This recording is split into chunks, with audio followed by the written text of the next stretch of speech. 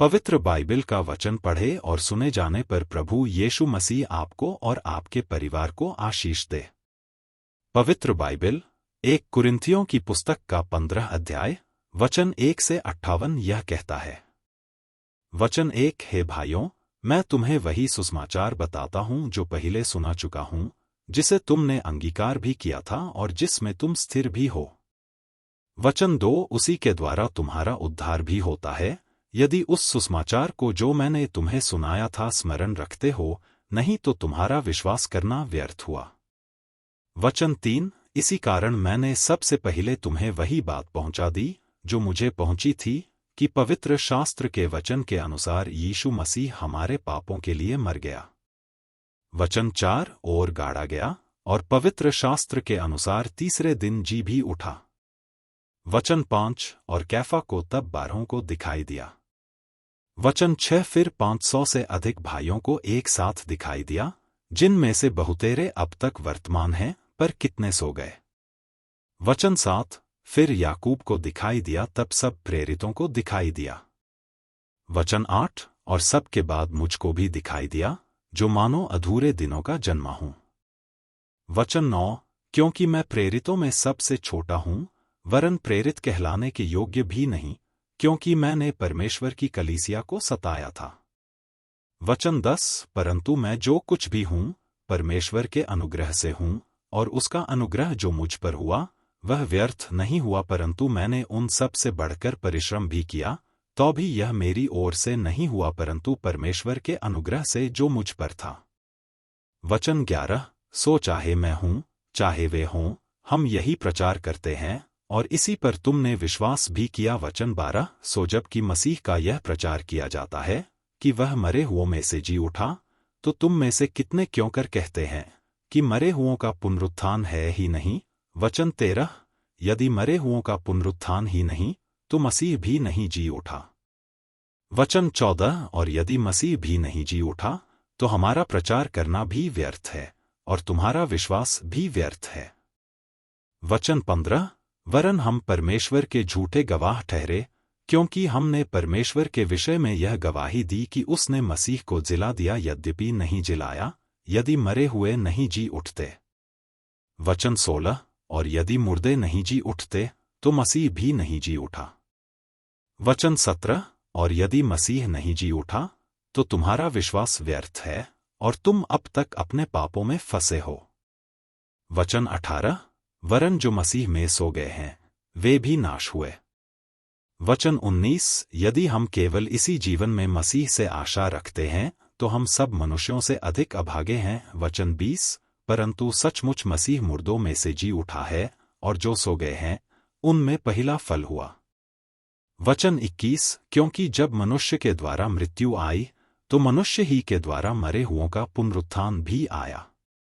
वचन 22 और जैसे आदम में सब मरते हैं, वैसा ही मसीह में सब जिलाए जाएंगे।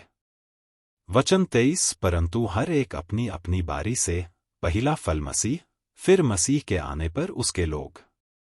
वचन 24 इसके बाद अंत होगा, उस समय वह सारी प्रधानता और सारा अधिकार और सामर्थ का अंत करके राज्य को परमेश्वर पिता के हाथ में सौंप देगा।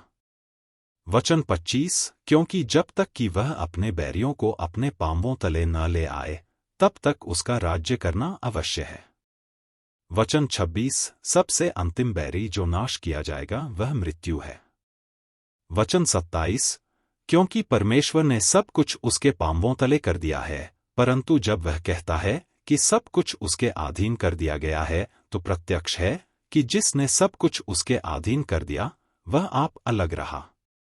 वचन 28 और जब सब कुछ उसके अधीन हो जाएगा, तो पुत्र आप भी उसके अधीन हो जाएगा, जिसने सब कुछ उसके अधीन कर दिया, ताकि सब में परमेश्वर ही सब कुछ हो। वचन 29 नहीं तो जो लोग मरे हुओं के लिए बपतिस्मा लेते हैं वे क्या करेंगे?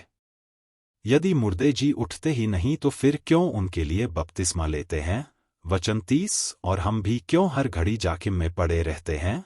वचन 31 हे भाइयों, मुझे उस घमंड की सौंह जो हमारे मसीह यीशु में मैं तुम्हारे विषय में करता हूं, कि मैं प्रतिदिन मरता हूं। वचन 32 यदि मैं मनुष्य की रीति पर इफिसुस में वन पशुओं से लड़ा, तो मुझे क्या लाभ हुआ? यदि मुर्दे जिलाए नहीं जाएंगे तो आओ खाए पिए, क्योंकि कल तो मर ही जाएंगे। वचन 33, धोखा न खाना, बुरी संगति अच्छे चरित्र को बिगाड़ देती है। वचन 34, धर्म के लिए जाग उठो और पाप न करो, क्योंकि कितने ऐसे हैं जो परमेश्वर को नहीं जानते। मैं तुम्हें लज्जित करते के लिए यह कहता हूं। वचन 35, अब कोई यह कहेगा कि मुर्दे किस रीति से जी उठते हैं और कैसी देह के साथ आते हैं। वचन 36, हे निर्बुद्धि, जो कुछ तू बोता है जब तक वह न मरे जिलाया नहीं जाता। वचन 37, और जो तू बोता है यह वह देह नहीं जो उत्पन्न होने वाली है, परंतु निरा दाना है, चाहे गेहूं का चाहे किसी और अनाज का। वचन 38, परंतु परमेश्वर अपनी इच्छा के अनुसार उसको देह देता है और हर एक बीज को उसकी विशेष देह।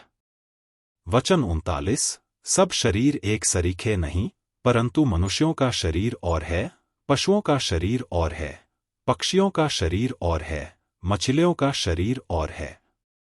वचन 40, स्वर्गीय देह है और पार्थिव देह भी है, परंतु स्वर्गीय देहों का तेज और है और पार्थिव का और।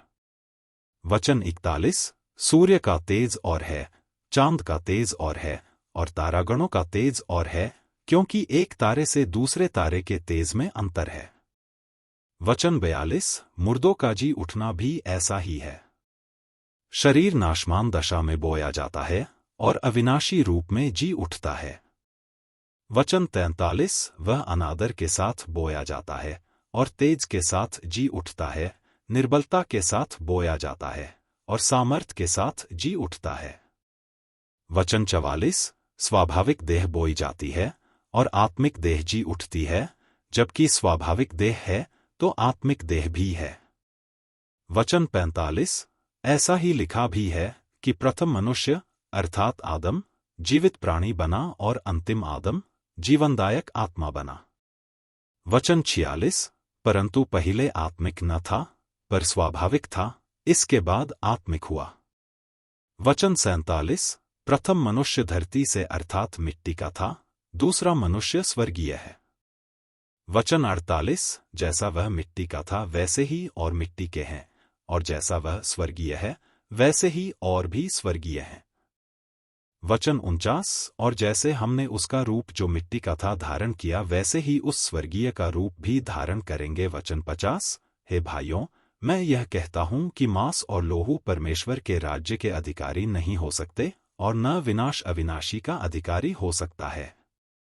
वचन 51, देखे मैं तुमसे भेद की बात कहता हूं कि हम सब तो नहीं सोएंगे परंतु सब बदल जाएंगे।